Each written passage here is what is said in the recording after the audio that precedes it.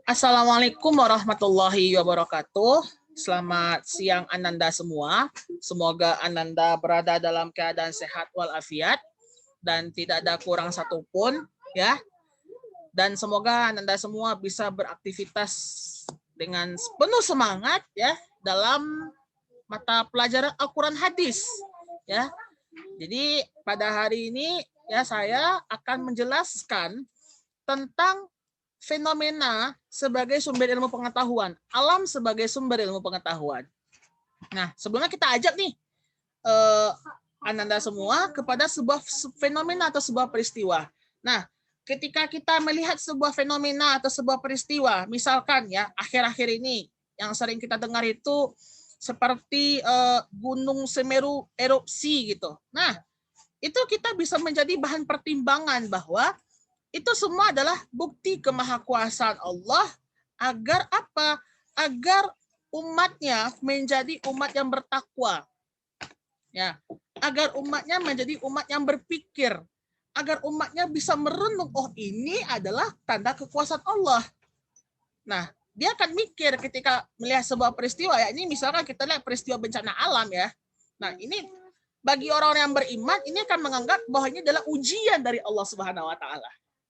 Ya, ujian keimanan dari Allah Subhanahu wa taala.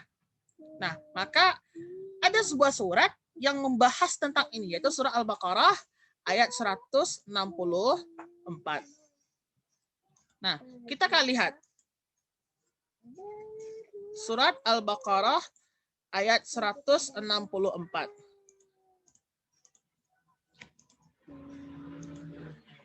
Nah,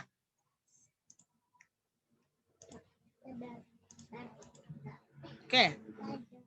Setelah kita mempelajari Al-Quran surah Al-Baqarah ayat 164 ya, dengan topik alam sebagai sumber ilmu pengetahuan, apa kompetensi yang harus saudara pahami, yang harus Ananda kuasai? Yang pertama, membaca dan memahami Al-Quran surah Al-Baqarah ayat 164. Jadi kita membaca, boleh kita memahami, menyelami Quran surah Al-Baqarah ayat 164. Kemudian apa? Menerjemahkan surah Al-Baqarah ayat 164. Kemudian menjelaskan apa kandungan Quran surah Al-Baqarah ayat 164. Ya. Oke. Nah, inilah Al-Quran surah Al-Baqarah ayat 164. Ya. Tentang fenomena alam sebagai sumber ilmu pengetahuan. Oke. Kita baca dulu ayatnya. Secara apa ya? Kita baca dulu ayatnya, lalu nanti kita terjemahkan perpenggal, habis itu kita bacakan terjemahan dan kosakata yang ada. Oke? Auzubillahi minasyaitonirrajim. Bismillahirrahmanirrahim. Ya. Inna fi khalqis samawati wal ardi wa ikhtilafil laili wan nahari wal fulkil lati tajri fil bahri bima yanfa'un nasa wa ma anzalallahu minas samai mimma fa ahya bihil ard ba'da mautiha wa batha fiha min kulli dabbah wa tasrifir riyahi was sahabi wal musakhkhari bainas sama'i wal ardi la ayatin liqaumi yaqilun. Ya, sadaqallahul azim. Nah, kita lihat terjemahan Quran surah Al-Baqarah ayat 164. Ini surah perpenggal. Kita lihat. Inna fi khalqis samawati wal ard. Sesungguhnya pada penciptaan langit dan bumi. Inna fi, sesungguhnya pada khalqi, penciptaan, khalqis samawati wal ard, langit dan bumi. Kita lanjut. Waqtilafil laili wan nahari. Waqtilafi, pergantian, wan nahari, malam dan siang. Ya. Waqtilafil laili wan nahari, pergantian malam dan siang. wal fulkil lati tajri fil bahri. Kapal ya, atau fulk ini bahtera. Ada yang bilang kapal, ada yang bilang bahtera ya. Bahtera yang berlayar di laut dengan muatan yang bermanfaat bagi manusia. Wal fulkil lati fil bahri bima yanfa'un nasa.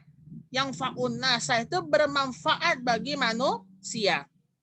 Ya. Oke. Wal fulkil lati tajri fil bahri. Ya, dan kapal-kapal yang berlayar di laut bima yanfa'un nasa, yang bermanfaat bagi manusia. Kemudian oke. Wa ma anzalallahu minas samai. Apa yang diturunkan Allah dari langit berupa air. Wasamai, dari langit berupa air. Wa ma anzalallahi minas samai mimma'in fa ahya bihil ard. Dan dia Allah menurunkan hujan untuk fa ahya bihil ard, menghidupkan tanah yang mati. Fa ahya bihi, fa ahya ini menghidupkan, bihil ard, ya, menghidupkan tanah yang mati atau kering. Ba'da mautiha wa batsa fiha min kulli dabbah. Nah, kemudian dia menciptakan kulli dabbah, hewan. Ya, diterbarkan di dalamnya bermacam-macam binatang. Wa batsa fiha, dan dia ditebarkan min kulli dabbah, dengan bermacam-macam binatang. Ya. Oke, kita lanjut. Wa tasrif riyahi was-sahabil musakhkhari. Apa artinya? Dan perkisaran angin dan awan yang dikendalikan antara langit dan bumi. Wa tasrif riyahi was-sahabil musakhkhara. Perkisaran antara pengandalian angin dan awan bainas sama'i wal ard. Ya. Dikendalikan antara langit dan bumi. Dan ditutup dengan la ayatil liqaumin yaqilun. Ya, apa artinya? Dan sungguh tanda-tanda itu merupakan hanya untuk orang-orang yang mengerti. Nah, itu terjemahan dari Quran surat Al-Baqarah ayat 164 tentang fenomena alam sebagai sumber ilmu pengetahuan. Nah, ada beberapa istilah yang mungkin Ananda ragu, kita terjemahkan secara perkata lagi. Jadi kita perpenggal ya. Sekarang ada beberapa istilah yang mungkin Ananda merasa baru untuk mendengarnya. Pertama itu al-fulki. Al-fulki seperti yang Bapak bilang itu bahtera. Ya, bahtera. Ada yang bilang kapal. Nah, ada yang bilang kapal. Nah, kalau bahtera ini biasanya ukuran kapalnya itu ukurannya besar. Ya, ukurannya besar. Tajri, ya, berlayar. Wabasa fiha min kulli dabbah, menebarkan. Dabbah, hewan melata. Makanya salah satu pertanda hari kiamat itu adalah munculnya dabbah atau hewan-hewan melata. Kemudian wasahabi, awan, al-musakhkhari, dikendalikan. Nah, itu tafsiran dari ayat per kata. Sekarang kita lihat apa sih kandungannya gitu. La haula wala quwata illa billahil azim. Ya. Kita lihat kandungan ayatnya. Apa kandungan ayatnya? Ya. Yang penting dalam ayat ini Allah Subhanahu wa taala menunjukkan kekuasaan di alam semesta bagi orang yang mau berpikir. Melalui apa? Melalui fenomena-fenomena yang terjadi di alam, atau dalam istilahnya itu adalah ayat-ayat kauniyah. Apa itu ayat kauniyah? Ayat kauniyah adalah ayat yang membahas mengenai fenomena-fenomena yang ditunjukkan oleh Allah kepada umat manusia. Untuk apa? Supaya la'allakum ya'qilun. Untuk orang yang berpikir. Ya. Kita contohkan. Ya, banyak sekali fenomena-fenomena yang terjadi di alam semesta ini. Ya, apa saja fenomena? Contoh. Kayak penciptaan langit dan bumi itu berkisar 7 hari itu ada dalam ayat Al-Quran. Ya, bulan, bintang, planet dan semua itu berada pada garis edar yang sama. Garis edaran teratur itu ada dalam Al-Quran. Air laut dan air tawar yang dipisah dengan sebuah pembatas dan tidak bercampur sedikit pun antara air laut dengan air tawar ada dalam Al-Quran. Apalagi penciptaan ada siklus awan ada dalam Al-Quran. Siklus air ada dalam Al-Quran. Jadi apa? Bahwa ilmu yang Allah berikan kepada kita ini adalah ilmu yang diberikan untuk kemanfaatan umat manusia. Ya, ilmu Allah itu luas. Nah, kita ibaratkan ketika kita berada di sebuah pantai nih. Ya, misal nih kita mau pergi jalan-jalan ke pantai. Nah, coba Ananda ambil air laut ya. Ananda ambil air, kemudian Ananda tampung di sini. Nah, yang Ananda tampung itu baru ilmu Ananda. Ya, yang Ananda tampung itu ilmu Ananda baru. Sedangkan laut itu ilmunya Allah. Bahkan lebih luas dari lautan, lebih luas dari langit dan bumi, tak terhingga. Allah Maha merajai semua ilmu. Masya Allah. Ya, jadi ketika Allah menciptakan langit dan bumi, apa yang harus kita lakukan? Berpikir. Ya. Selami ilmu itu, selami, dalami, gali. Ya, melalui berbagai ilmu-ilmu yang ada. Dan dari sanalah ilmu-ilmu itu muncul. Ya, ada yang ilmu geografi, ada ilmu biologi, ada ilmu oceanografi, ada hidrologi, ada fisika, ada kimia, ya, ada matematika, ya.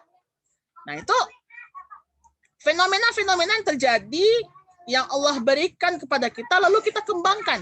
Nah, fenomena-fenomena ini pun sekarang sudah terbukti dalam penelitian-penelitian ilmiah. Artinya apa? Bahwa Allah Subhanahu wa taala itu menciptakan alam semesta itu bukan tanpa alasan. Ya, Allah menciptakan alam semesta itu tidak tanpa perencanaan. Allah itu punya perencanaan semuanya. Allah Maha Kuasa, Allah Maha berkehendak. Ya. Jadi semua kejadian di alam semesta ini sudah diteliti oleh para ilmuwan. Nah, diteliti oleh ilmuwan, baik ilmuwan muslim ataupun non-muslim. Nah, ini apa? Bahwa mereka mengakui bahwa apa yang selama ini diciptakan oleh Allah itu benar. Apa yang selama ini ada dalam Al-Quran itu benar adanya. Jadi kita selaku umat Islam, selaku umat Muslim, itu kita merenungi. Ya, merenungi apa yang ada di dalam Al-Quran. Kita harus menggali apa saja potensi-potensi yang ada di dalam alam semesta ini, lalu kita kembangkan. Nah, ini contoh ya, ini belakang saya ini buku loh. Ini belakang Bapak ini buku loh. Ini semuanya dari ujung kanan sampai ujung sini, ini buku nih. Nah, berapa rak ini? Di situ juga ada buku. Nah, tapi sebagai ilmu ini masih ilmu kecil. Ini ilmu manusia baru. Ilmu Allah itu lebih luas dari ini. Lebih luas dari buku-buku ini. Makanya apa? Makanya perintah Allah itu adalah ikra, membaca. Gali lagi apa fenomena-fenomena alam, fenomena-fenomena yang terjadi di alam semesta ini, kita gali. Kita gali, lalu setelah kita gali, kita akui bahwa Allah itu Maha Kuasa. Allah itu Maha Kuasa, Allah itu Maha merajai alam semesta ini. Allah bisa berkehendak. Ya, bisa berkehendak. Mau dia menurunkan hujan, mau dia menurunkan musim kemarau, mau dia menurunkan gempa, mau dia menurunkan gunung meletus, itu atas kehendak Allah Subhanahu wa taala. Jadi kita sebagai umat manusia, ketika kita melihat sebuah fenomena, baik itu fenomena baik atau fenomena buruk, ya, maka ada anjuran kita, kalau kita melihat fenomena alam itu yang sifatnya itu bagus, ya, maka itu diucapkan Masya Allah, Maha Suci Allah.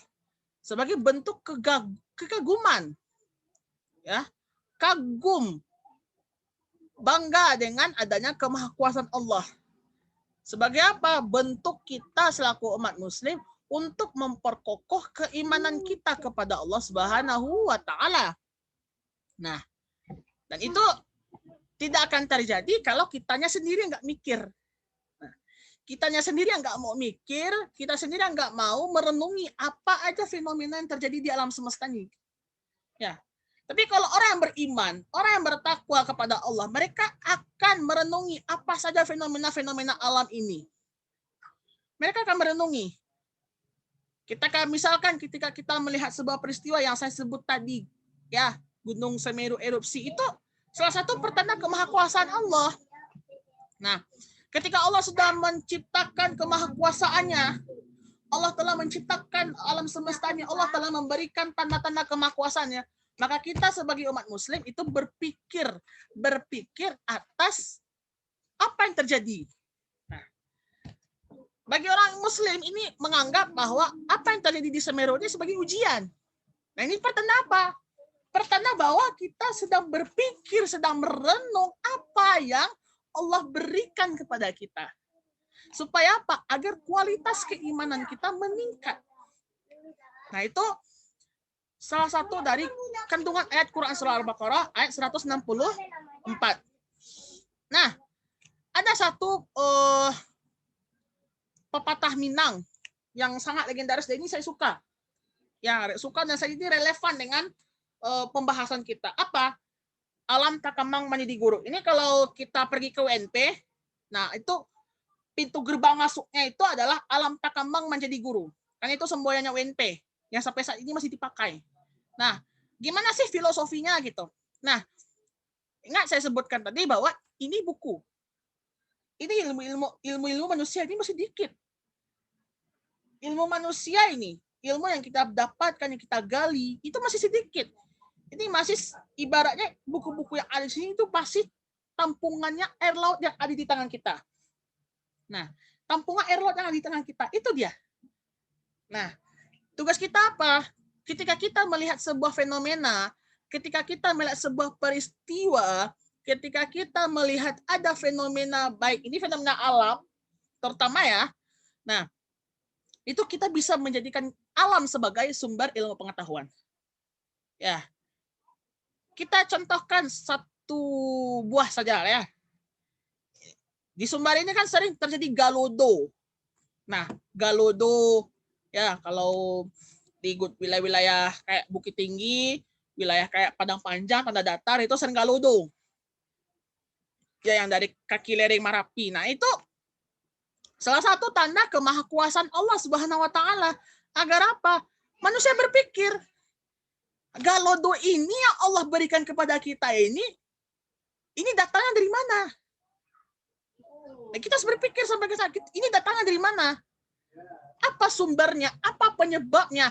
Kalau sumber galodo ini berasal dari memang faktor alam, ya kita harus merenungi bahwa ini adalah bukti kemahakuasaan Allah. Allah berikan ini untuk apa? Sebagai ujian bagi kita, agar kita menjadi insan yang bertakwa, insan yang beriman dan berpikir. Nah, tapi ketika sumber ini ketahuan, ini misalkan ya, galodo ini terjadi karena penebangan hutan. Nah, maka kita sebagai manusia sadar diri. Sadar diri, introspeksi diri, kita ini salah. Ya, kita ini salah. Ya, ibarat pepatah, tak dogan jangan tak rata. Manusia itu banyak salah dan khilaf. Nah, ketika misalkan ada sebuah peristiwa galodo nih di Sumatera Barat, kita misalkan ya, ada peristiwa galodo. Nah, kita umat manusia, kalau kita sadar dengan apa yang kita lakukan, kita pasti mikir, oh ini bisa jadi karena penebangan hutan, tidak adanya reboisasi. Nah, kita bisa berpikir sampai ke sana. Sekaligus kita juga berpikir, oh ini adalah salah satu peringatan dari Allah Subhanahu wa taala agar apa? Agar kita kembali merenungi kesalahan-kesalahan kita, merenungi semua dosa-dosa kita agar kita kembali kepada Allah Subhanahu wa taala. Nah, fenomena-fenomena alamnya, apa fenomena alamnya? Baik itu fenomena yang sifatnya baik atau sifatnya buruk. Kalau sifatnya baik, ya ini kita harus sebagai umat muslim itu merenung, berpikir atas keagungan Allah Subhanahu wa taala. Tapi kalau yang diturunkan fenomena dalam berbentuk musibah, berbentuk bencana, kita harus mikir juga. Ya, bahwa ini adalah bentuk ujian dari Allah sekaligus peringatan. Ujian dan juga peringatan dari Allah kepada kita umat manusia. Agar apa? Agar kita selaku umat manusia itu bisa berpikir dan bisa merenungi apa yang telah Allah ciptakan kepada kita semua. Nah, itu filosofi mengenai kenapa alam itu bisa menjadi guru. Ya, jadi guru tuh nggak harus kita masuk kelas, dengerin penjelasan guru, catat, ada pertanyaan dijawab, diberikan tugas, tidak. Ya, guru itu bisa dalam bentuk guru emang dalam lokal tuh guru ya. Tapi di luar itu alam bisa menjadi guru. Buku ini bisa menjadi guru bagi kita. Nah, tinggal kitanya lagi. Kitanya mau berpikir nggak sampai ke sana. Kalau kita Muslim, kita orang Islam, kita pasti akan mikir ketika kita melihat sebuah fenomena alam, ya, kita akan lihat, oh ini adalah sebuah kemahakuasaan, bukti antara kemahakuasaan Allah Subhanahu wa Ta'ala. Nah, itu filosofi alam tak kembang menjadi guru yang masih eksis sampai sekarang dan masih dipakai oleh orang masyarakat Minangkabau. Nah, dengan ini semoga Ananda semua bisa memahami materi yang saya paparkan pada siang hari ini, siang jelang sore ya. Semoga apa yang saya sampaikan bermanfaat, dan ingat ya bahwa sebaik-baik manusia adalah yang mampu mengajarkan dan mengamalkan dan bermanfaat bagi mereka. Sebaik-baik manusia yang bermanfaat bagi orang lain. Nah, kita sebagai Muslim, ketika kita melihat ada sebuah fenomena, kita sampaikan bahwa ini adalah bukti kemahakuasaan Allah Subhanahu wa Ta'ala. Ini adalah bukti bahwa Allah Subhanahu wa Ta'ala itu masih sayang sama kita dengan apa? Dengan kuasanya. Dengan bentuk-bentuk kekuasaannya. Nah, itulah pembahasan pada sore kali ini ya. Mohon maaf jika ada kesalahan ya. Semoga Ananda bisa memahami materi yang telah saya jelaskan. Jika ada pertanyaan ya, mungkin bisa disampaikan di kolom komentar ya. Kita cukupkan pertemuan pada hari ini dengan mengucapkan alhamdulillahirabbil alamin.